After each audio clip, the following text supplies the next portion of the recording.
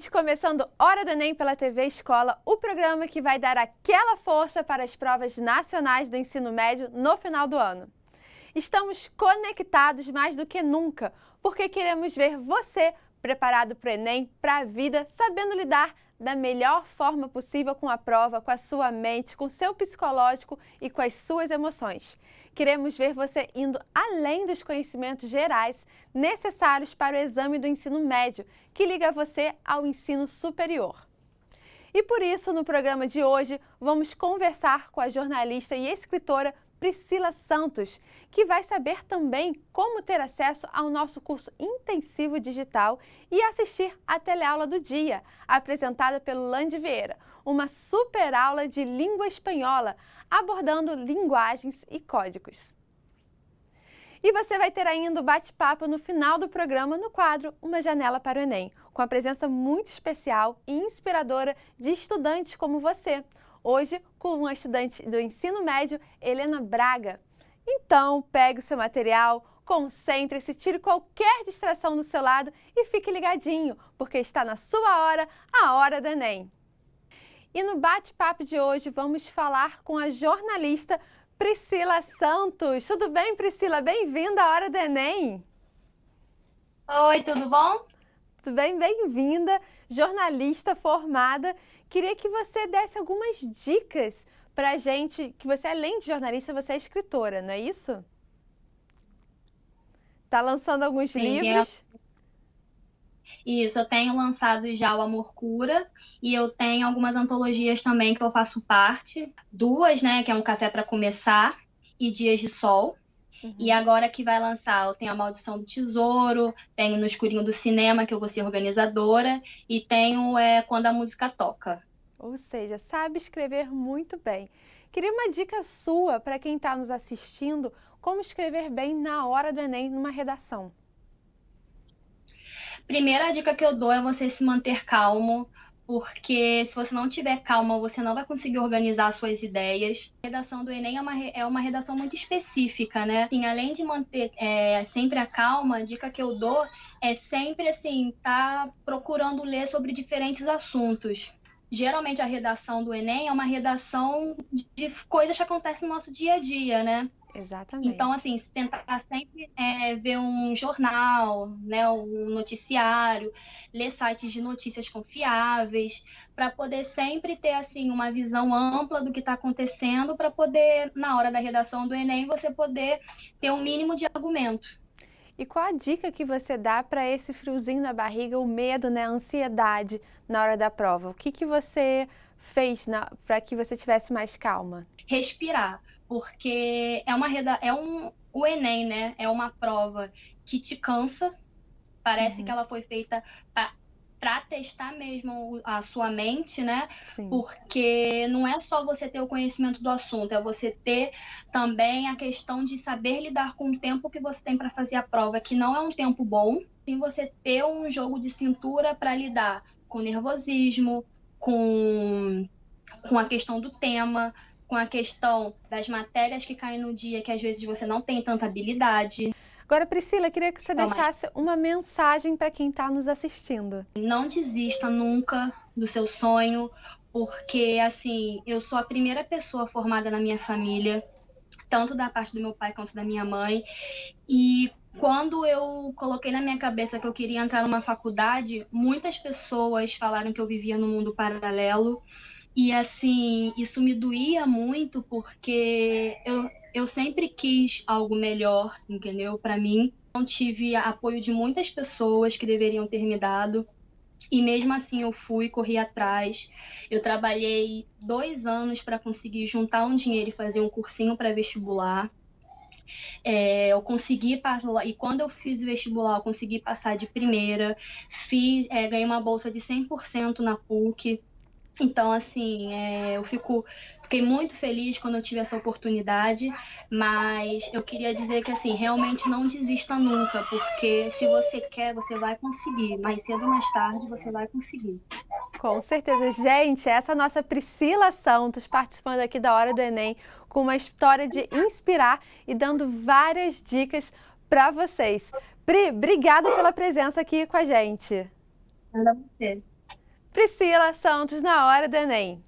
E vamos falar do nosso curso de apoio e revisão intensiva que reforça o conteúdo que você assiste aqui na Hora do Enem. Está disponível para todo o Brasil. Para mais informações, acesse o nosso site e saiba como aderir a esse curso que pode estudar de qualquer lugar do Brasil, sozinho, em grupo, contando ou não com a ajuda de professores e facilitadores. O material é bem intuitivo, prático e dinâmico, porque estudar não precisa ser chato. Essa é uma parceria da TV Escola, Colégio 24 Horas e do QG do Enem, disponibilizando uma plataforma de curso modular totalmente digital, para você estudar diariamente através de centenas de videoaulas especiais, além de exercícios, material de apoio, mini simulados inteligentes e uma completa estrutura de aprendizagem. Trabalhando os conteúdos cobrados nas provas e tendo como referência as habilidades, que facilita a compreensão. Isso tudo para te levar ao caminho mais rápido para você conquistar o seu sonho. E para entrar agora mesmo no ritmo das aulas, o nosso querido Lande Vieira vem aí apresentando a teleaula do dia. Hoje, uma super aula de língua espanhola, abordando linguagens e códigos. Lembrando que essa aula foi gravada antes da pandemia. Então, é com você, Lande! Hora do Enem no ar e hoje é dia de língua espanhola. Chega mais, professor Carlos Belém. Seja bem-vindo mais uma vez. Primeiro de tudo, uma dúvida para quem está preocupado. Qual é o nível de cobrança do Enem em relação à língua espanhola? Olha, basicamente o nível de cobrança é leitura. A leitura para a gente, nesse momento da língua espanhola, não requer que você saiba todos os vocábulos, mas requer que você consiga entender o que eles estão passando. Tanto é que as perguntas são em português e as respostas em português.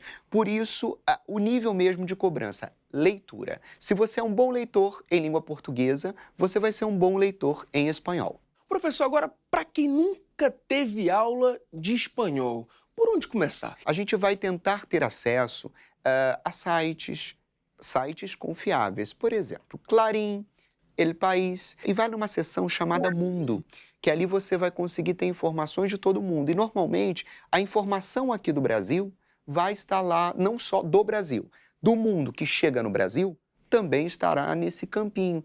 Então, o que vai acontecer com a nossa leitura? Eu já sei o que está acontecendo, então, quando eu tiver contato lá nesses jornais, nesse campo mundo, tiver contato com aquelas informações, a leitura vai ser mais tranquila, porque eu já vou saber do que se trata, vou poder aprofundar, mas eu vou ter aquela sensação de estou satisfeito porque eu estou entendendo. Agora, professor, uma dica para criar uma rotina de estudos. Nós temos só 5 questões na prova, de 180. Porém, ela tem muita importância, porque se você acerta todas, você ganha uma pontuação muito maior do que se eu acertasse uma ou outra. Porque, às vezes, você acerta só as difíceis. Você vai ter a pontuação menor do que se acertasse só as mais fáceis. O importante é você dar importância a isso e separar umas horas na semana. E, principalmente, textos atuais. Professor, você trouxe 2 questões hoje sobre interpretação de texto. Isso. Quero saber da importância da interpretação para a prova, para o exame. A prova é totalmente interpretativa. A gente vai até falar sobre vocábulos. Os vocábulos que são exigidos, na verdade, são conectivos, tá? Esses conectivos trazem uma ideia. A gente precisa dominar esse tipo de vocábulo. Porém, os outros vocábulos, que às vezes, vamos supor, uma pastel. Pastel é bolo. E outros tantos, é o que me vem à cabeça agora. Porém, a gente acha que tem que decorar esses falsos amigos. O Enem não cobra isso. O Enem cobra você entender a conjunção, a entender o conectivo, que ideia ele estabelece entre uma oração e outra. Porém, ele não cobra o valor daquela palavrinha, a semântica daquela palavra, porque você vai entender através do contexto. Então, a leitura é o principal. E aí, bora resolver a primeira questão? Com certeza. Questão 4 do Enem de 2018, caderno azul, primeira aplicação. Eu vou lendo e vou traduzindo o que tiver mais difícil. Porém, como eu falei, a leitura é o mais importante. Como gestionar la diversidad lingüística en el aula. Como gerir, né, essa diversidade linguística na aula. Diversidade linguística, uma região fala de uma forma, outra de outra, mas vamos ver o que o texto está cortando, assim, ele fazendo um corte de quê? El aprendizaje de idiomas es una de las demandas de la sociedad en la escuela. Los alumnos tienen que finalizar la escolarización con un buen conocimiento, por lo menos, de las 3 lenguas curriculares: catalán, castelhano e inglês, francês ou português. Ou seja, está falando que ele tem que ter 3 línguas aqui: o catalão, o castelhano e o inglês. O que é o castelhano? É o espanhol. Porque na Espanha são falados 4 idiomas. O espanhol que a gente conhece aqui na América Latina é o castelhano deles. Mas lá é falado galego, euskera ou basquense, o catalão e o castelhano. Ele está mostrando essa região, vai ser, se eu não me engano, da Catalunha. Vamos lá. La metodologia que promueve el aprendizaje integrado de idiomas en la escuela tiene en cuenta las relaciones entre las diferentes lenguas. La mejor enseñanza o melhor ensino de una lengua incide en la mejora de todas las demás. Se trata de educar en y para la diversidad lingüística e cultural. A neurolinguística explica o seguinte nesse segundo parágrafo, que quanto mais línguas você desenvolve, vamos supor, 10 zonas no seu cérebro. Você desenvolve português, você acessou e desenvolveu da zona 1, 2, 3 e 4. Quando você aprende outro idioma, você vai acessar 2 zonas dali e desenvolver mais 2 zonas. Você aprende o terceiro idioma, você desenvolve mais 2 zonas e acessa as outras. Chega no momento que você já não desenvolve mais nada, você só acessa e associa. Então, quanto mais línguas, aqui deixa claro, fica mais fácil para ensinar as outras. Então, tem até uma amiga, professora de inglês, é francesa, ela veio para o Brasil muito nova e fala italiano. Ela um dia foi brincar comigo falando espanhol, tentando falar, ela acertou 90%. Por quê? De tanto desenvolver línguas. Por isso, a quinta jornada de buenas prácticas de gestión del multilingüismo, que se celebrará en Barcelona, vai debater, né, sobre a gestão del multilingüismo en el aula, na sala de aula, como a gente pratica esse multilingüismo dentro das escolas. Tá? O objetivo é difundir propuestas para o aprendizaje integrado de idiomas e apresentar experiências prácticas de gestão de la diversidade lingüística presente em las aulas. É estranho, né? Eu vou até destacar um negócio. Lá no começo está falando assim, el aula. Lá em cima, lá é que tem a pergunta, no título, né? Lá. E lá no final, las aulas. Parece que está errado, não está. Existe uma regra chamada regra de eufonia, tá? Quando o substantivo feminino singular começa com A ou H tônicos, você tem que mudar do artigo definido feminino lá para el. Aí, por isso, el aula. E ali, como joga no plural, na última palavrinha, fica las aulas. Então, não está errado. Isso aí é o correto. Mas o mesmo caso para água, né, professor? El água, perfeito. Las águas, el água e um monte de palavrinhas aí. Regra de eufonia, bom som. Mas voltando para cá, que a gente não está trabalhando, que a gente não precisa trabalhar com isso no Enem. A gente precisa trabalhar com o entendimento do texto. Beleza. Então o texto está mostrando que a gente precisa, para ensinar, nessa convenção que está tendo, mostra que para você ensinar outras línguas, é importante você aprender algumas, para você ter bom desenvolvimento em outras línguas. Mas é uma questão que eles gostam de trabalhar, que é sobre a língua, formação da língua, desenvolvimento da língua, como a língua se comporta atualmente, como ela pode desenvolver o ser humano, como eu posso acessar a cultura e outras coisas através da língua. E se você parar para ver, o espanhol é falado em vários países e é bem importante a gente saber a língua espanhola para ter acesso a outras culturas. Vamos lá para o enunciado da questão. O comando, ele não é uma pergunta direta, ele é uma pergunta que você tem que você vai completar. A gente fala que é uma pergunta indireta. Vamos lá.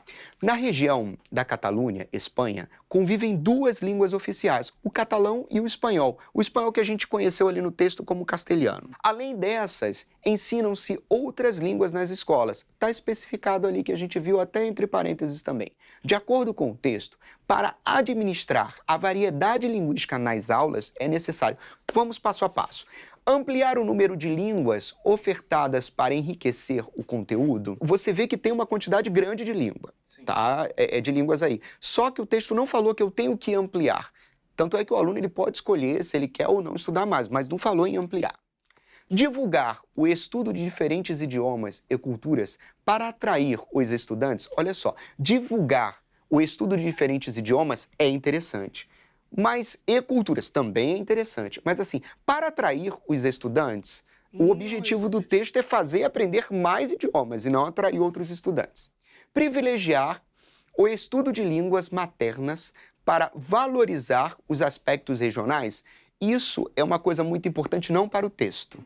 Quando eu privilegio a minha língua, eu não deixo a minha língua morrer, eu deixo essa língua viva e eu trago mais cultura em cima dela. Porém, aqui o texto não está falando sobre isso. É uma resposta linda para outro texto e não para esse. Explorar as relações entre as línguas estudadas para promover a diversidade. Quando eu exploro as relações, sim, eu promovo a diversidade, sim. Mas assim, vamos ver a última para ver se é essa e a gente vai contrapor as duas. Isso.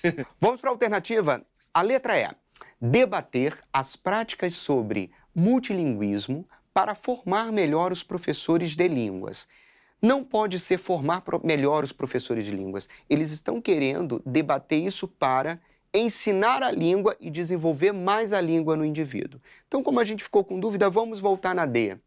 Explorar as relações entre as línguas estudadas para promover a diversidade. Sim, eu exploro cada vez mais as línguas estudadas, vou promover a diversidade e depois você pode ver que há um congresso debatendo sobre isso para cada vez ser mais implantado, mais desenvolvido. Por isso, gabarito letra D de dado.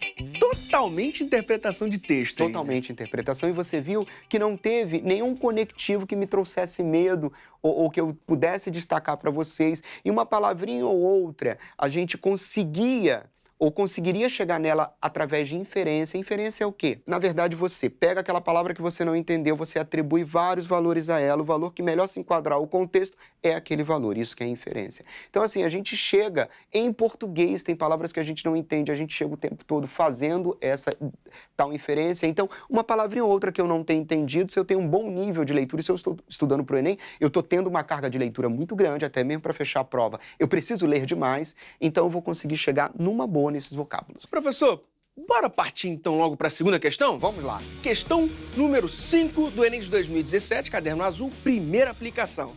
Vai lá, né? Vamos lá. El eclipse.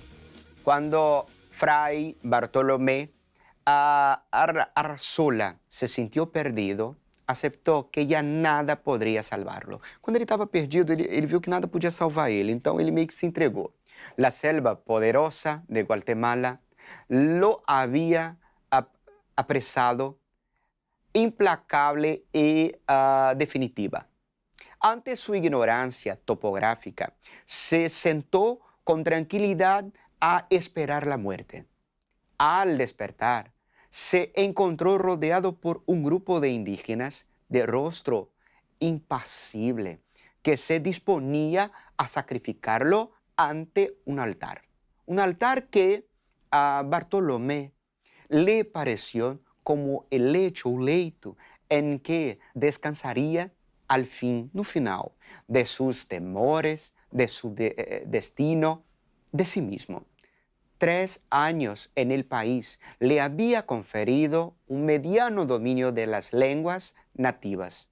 Intentó algo, dijo algunas palabras que fueron comprendidas. Entonces floreció en él una idea que tuvo por digna de su talento y de su cultura universal y de su arduo conocimiento de Aristóteles. Recordó que para este día se esperaba un eclipse total del Sol y dispuso en lo más íntimo valerse de aquel conocimiento para engañar a sus opresores y salvar la vida. Si me matáis, les dijo, puedo hacer que el sol se oscurezca en su altura. Los indígenas lo miraron fixamente, y Bartolomé sorprendió la incredulidad de sus ojos. Vio que se produjo un pequeño conselho de pessoas, y esperó confiado con mucha fe. No sin cierto desdém, não sem certo desdém. 2 horas después, el corazón de Fray Bartolomé Arrasola jorraba su sangre vehemente sobre la piedra de los sacrificios, brillante bajo la opaca luz de un sol eclipsado. Mientras, para tudo, mientras Falado de forma separada parece até um negocinho estranho, deixa isso para lá. Mientras significa simultaneidade. Duas coisas acontecendo no mesmo ΔT, para quem gosta de física, né? No mesmo intervalo de tempo. Em português a gente fala que é enquanto. Existe o enquanto no espanhol. Não significa nada do português. Enquanto no espanhol significa assim que no português. Primeiro acontece uma coisa, depois outra. Não são simultâneas, são consecutivas. E existe também no espanhol o así que também não é assim que no português. O así que no espanhol significa por isso. Então, recapitulando, mientras, enquanto. Tem o mientras tanto, enquanto isso. Tem o enquanto, significa assim que. E tem o así que, significa por isso. Tá ok? Vamos voltar aqui para o texto. Mientras uno de los indígenas recitaba sin ninguna inflexión de voz, sin prisa, una por una las infinitas fechas, datas en que se producirían eclipses solares e lunares. Só um parênteses. Lembra que ele recitou, falou, olha, eu posso provocar um eclipse e tal, achando que os indígenas não acompanhariam, não sabiam. Isso. E aí, no caso, você tem o indígena recitando todos os momentos que ainda virão esses eclipses. Por isso ele foi morto. Ali deixa bem claro que ele foi morto, né? Infinitas fechas, datas, em que se producirían eclipses solares y lunares que los astrónomos de la comunidad maya habían previsto y anotado en sus códices sin la valiosa ajuda de Aristóteles. Até brinca, né? Porque o outro precisou da ajuda do Aristóteles e os indígenas não. No texto, confrontam-se duas visões de mundo.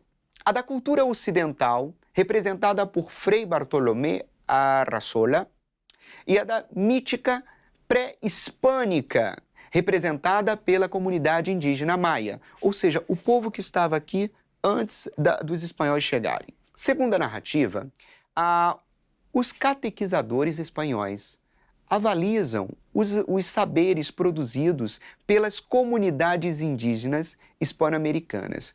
Na verdade, esse Frei nem sabia que eles sabiam isso. Então, como ele vai avalizar isso? Não tem nem como, tá? Vamos lá. Sim.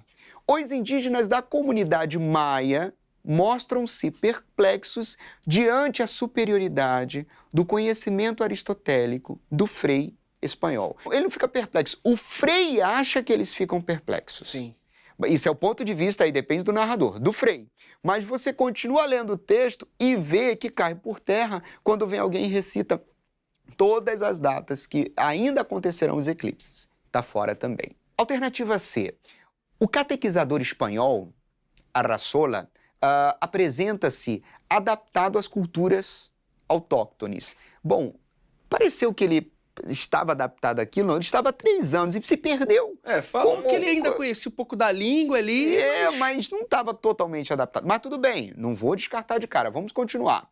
Ao promover a interlocução entre os conhecimentos aristotélicos e indígenas. Na verdade, o conhecimento indígena naquele momento era maior do que o aristotélico. Exato. Então, não tinha muito, o indígena estava ganhando, estava na frente. Cortamos, então. O episódio representa, de forma neutra, o significado do conhecimento ancestral indígena quando comparado com o conhecimento ocidental. Não, nada de forma neutra. Na verdade, a gente, quando estuda na escola e tal, a gente vê mais o ponto de vista europeu. E o ponto de vista indígena, eu só consegui ver fazendo a faculdade em literatura hispânica e hispano-americana, porque a gente consegue ver o foco dos índios, né? A partir da perspectiva dos índios, que eles dominavam muita coisa, mas isso foi abafado. Os conhecimentos acadêmicos de Arrasola são insuficientes para salvá-lo da morte. Sim, sabemos que são, mas vamos ver se é esse mesmo. Ante a sabedoria astronômica da cultura maia, tanto é que eles continuaram falando sobre os eclipses que aconteceriam depois. Enquanto o sangue jorrava. Isso, então definindo o gabarito, A gente sabe que o participante tem cerca de 3 minutos. Você até tocou ali que tem que ler passo a passo. Isso. Então, como lidar com uma questão com um texto enorme, opções de respostas enormes? Tá muito grande? Faz o seguinte, introdução, redação isso, introdução, desenvolvimento e conclusão. Perfeito. Beleza. O que você pode fazer? Leia o primeiro parágrafo e o último, que você vai se orientar do que está sendo falado e o ponto de vista da pessoa. Tá? Beleza. Isso é uma tática para ser mais rápido, não tenho muito tempo. O texto é desse tamanho que vai acabar me trazendo problemas em outras questões. Então eu posso fazer isso. Vou à questão e tento resolver. Se eu não conseguir, aí eu vou perder um pouquinho mais de tempo lendo o meio do texto. Eu não gosto de fazer a questão direto, apesar de conseguir chegar na resposta, mas eu não gosto que às vezes você perde mais tempo. Porque você fica lá analisando seu repertório todo, e pode ser isso, você cria mais dúvida do que certeza. Professor, quero saber como estão seus alunos aí diante da preparação. Já estão se preparando? Eu começo como todo mundo começa falando, é desesperado, é normal. Mas esse desespero é importante, porque é quando ele vê que ele tem que tomar uma atitude, ele tem que estudar. Então, o que acontece? Começa a bater esse desespero, que até determinado ponto ele é importante para movimentar o ser humano, né? E aí ele começa a correr atrás. Bom, eles estão preocupados, sim, porém a gente, em sala de aula, em vídeo, conversando, WhatsApp, sei lá o que for, a gente tenta tranquilizar. Por quê? Não adianta ficar desesperado e não fazer nada. Você tem que ficar desesperado e correr atrás, fazer. Você tem que se dedicar, estabelecer metas, cumprir essas metas. Tem hora que o cérebro vai parecer que a gente não está produzindo, mas a gente continua produzindo mesmo nesses momentos que a gente acha que não produz. A gente continua produzindo e depois tem um levante de novo e continua. Então, mesmo nesse momento que a gente acha que não produz, tem que continuar estudando. Porque nós sabemos que o Enem competitivo, muita gente boa, e a gente está tentando produzir bons alunos para competir. Então, tem que desprender energia para chegar lá, senão não vai conseguir de jeito nenhum. E no quadro Janela do Enem, vamos receber a estudante Helena Braga, direto de BH. Tudo bem, Helena? Bem-vinda à Hora do Enem. Muito obrigada. Helena, como estão sendo os preparativos para o Enem? Que esse ano você faz pela primeira vez, não é isso? Na verdade, faço pela segunda vez. Pela segunda vez. E como que está sendo esse preparativo? Eu não estou tão ansiosa igual eu estaria no terceiro ano, né, que vai ser oficial. Mas até mesmo fazendo para treinar, eu já fico ansiosa para fazer a prova.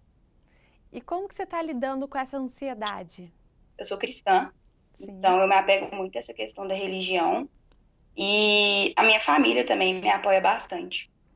E como que a escola, os colegas estão estudando nesse momento de pandemia? Vocês estão estudando tudo online? Como que está sendo? Ainda não liberou aqui em BH, para a minha idade, no meu ano, o presencial. Então a gente está fazendo todos os preparamentos, todas as provas online mesmo. Você falou que tem uma preocupação muito grande, que é justamente com o tempo da prova. Como que você está preparando? Você está pegando os sábados e, de repente, fazendo simulado ou ainda não? Estou dando mais foco para português, matemática e redação. E aí, durante a semana, eu faço algumas questões dessas matérias, né? E eu estou me programando para começar a fazer simulado no final de semana também. Para finalizar, que você deixasse uma mensagem para quem está nos assistindo. Aproveitar quem está aí no primeiro ano, quem está no segundo ano, já começar a estudar agora para ter uma vantagem lá na frente. Obrigada pela presença aqui, Helena. Te espero mais vezes. Hora do Enem está sempre aberto para vocês. Muito obrigada, viu? Obrigada a você, gente. Essa é a Helena, direto de Belo Horizonte, aqui na Hora do Enem. E chegamos ao final do programa de hoje, unindo conteúdo, orientação, dicas e muito apoio para você. A Hora do Enem permanece ao seu lado. Estamos aqui segurando a sua mão e te conduzindo para um futuro muito melhor. Faça a sua parte, porque nós acreditamos em você e no seu potencial. Estamos também com o nosso WhatsApp da Hora do Enem, para dar sugestões, dicas e participar conosco aqui da Janela do Enem. Nós queremos ver a sua história aqui na TV Escola. Será uma honra receber todos vocês. Marque a gente também nas nossas redes sociais, com a hashtag Hora do Enem. E siga também a TV Escola, @TV Escola. Os nossos programas também estão no nosso canal do YouTube. E para maiores informações sobre o curso intensivo multiplataforma, acesse o site e siga em frente, porque é preciso recuperar o tempo perdido. É hora de ter confiança, é hora de estudar. Confie, tenha fé. Acredite! E lembre-se, estamos sempre conectados, cada vez mais juntos, pois essa é a sua hora, a hora do Enem. Até amanhã, gente! Um beijo! Tchau, tchau!